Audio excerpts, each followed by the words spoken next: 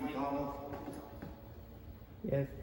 and I have a story to tell about adventure I took.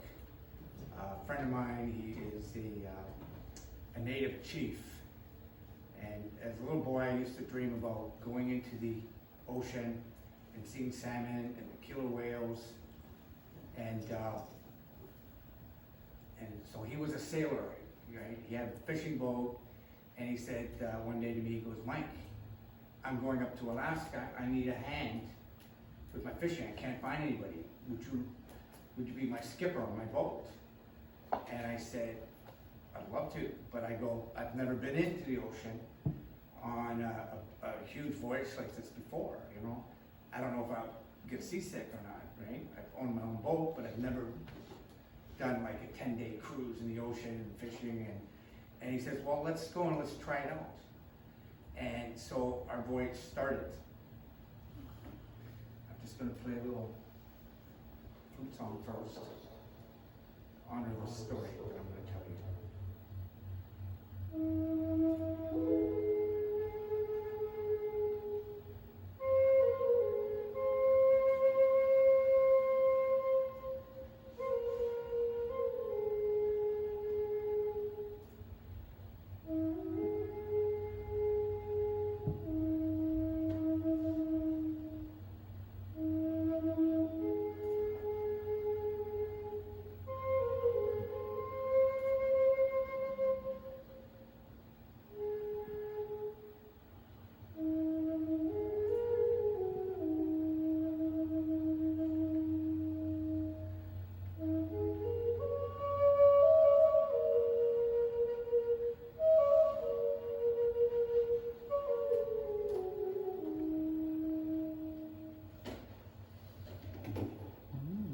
So it's in the maybe 92. I get along, I meet at the dock, get on the boat, and our adventure starts. And we go into, up the ocean, and all of a sudden I see big swirls, like big circles in the ocean, the size of this room here. And it's like a tornado that goes into the water, and everything's being sucked into the water. And we're on this voyage, and I'm going, he goes, you gotta watch out for those, because they'll suck the boat in there. And I've never seen anything like it. I go, oh, okay. So we go around that, and then next thing you know, I see killer whales. I see killer whales, the size, the fins, the back fins that touch the ceiling and come out in pods of them. And I'm thinking, wow, this is a great voyage. And then nighttime hits. And the waves are so big, it's going over the boat, crashing into the window. And it's 12 o'clock, and I took the night shift, and he's sleeping, and he's sound asleep, snoring. So I go up to him, I go, hey, you gotta wake up. And he wouldn't wake up. George, you gotta wake up. This is bad. He goes, the waves are hitting him. And he looks at me, and he goes, don't worry, the little current, she can handle it. You're okay. And he went back to bed. And so I'm steering the boat, driving, sailing it through. We get to a place called Alert Bay. In Alert Bay, we go for a dinner, and they were honoring my friend. And they asked George, we're not gonna serve you with Mike here because he's white. And he says, well, he's my guest. And if he leaves, then I leave. There's no party. And they said, oh, in that case, he can stay. So I stayed, we had a party, and everybody kind of got along. And after that, we went into a local pub. And there was some dancing and song and singing and pool playing. And he said, Mike, you gotta be careful because this is a small native town. And they might attack you. And I said, I can come, yes, attack me. I go, okay, well, all right, I'll keep my eyes open. And I think I did hit over the head with a beer bottle or something. So 12 o'clock comes, and we're going back to the boat.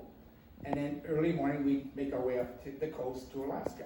So in the meantime, we're having some beers, and we're hanging out outside, and this gathering just comes out of nowhere. The whole bar, 300-400 people gathered all around, everywhere. And I'm thinking, wow, like everybody gathers, and all of a sudden, they go, kill the white guy, kill the white guy, kill them. We don't want white people here. And I'm looking, I'm looking, where's this white guy? And I look around, and it's me. I think, they want to kill me. This is crazy.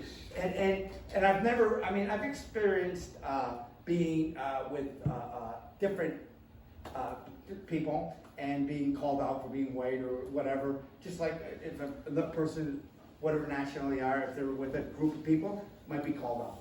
So they're calling me out, and all of a sudden a beer bottle flies over my head. Another one flies by my feet. And the crowd's getting closer. Right? So I look at my friend and I said, listen, this is not good. Because it's going to be a moment. I says, I'm going to hit somebody hard. And I said, see that building over there? And that stair, I'm going to run, jump onto the building, swim out in the ocean, come pick me up. He goes, okay. He goes, I'm telling you, he goes, I'm going to help. But if they come, what can I do? And I said, nothing. I go, I'm basically on my own. I know that. I said to George, I know that. I chose to come here, and I put, I didn't expect to be attacked, right? And I had no, I didn't know the hard feelings that were felt against me just being a white person. And so I looked at them like this, and all of a sudden somebody looked, he goes, wait a minute, stop, wait a minute. He's the guy who trained Kicking Bird. He goes, what? He was on TV, he's that master martial artist. You trained Kicking Bird? I said, yeah, I trained Kicking Bird. And they go, he trained Kicking Bird. And everybody came around, wow, man, you trained Kicking Bird. And I was on TV.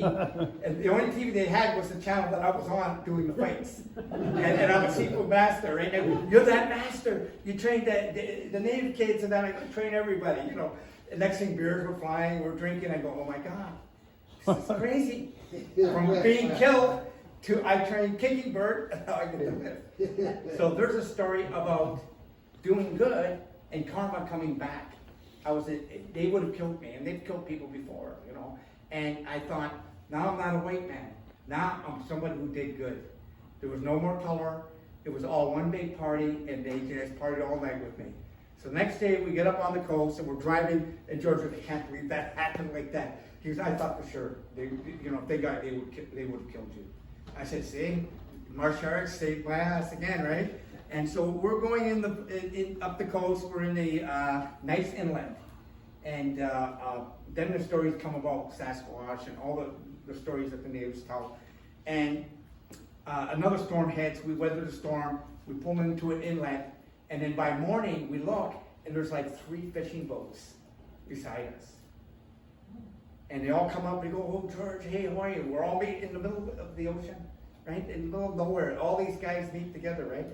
And they're kind of hungry. Oh, we want to eat. And I said, I'll make some food. And they go, really? Well, yeah, I'll make some food. They get the fish and chop it up, and I make a curry. And they've never had curry before. So I cooked the rice and cooked the fish, and they ate the whole thing. And they said, my God, that's the best food we've ever eaten our whole life. So the story is, we do our trip, I go home. 20 years later, I go back. And everybody goes, oh, what's your name? I go, oh, I'm Mike Mcdonad. They go, you're the guy who cooked the fish. You're the guy. I said, you heard about it? You're a legend around here. Nobody ever cooked fish like that. Nobody. I said, I became a legend, almost killed, karma saved me. It was quite an adventure. And that's my story. Thank you.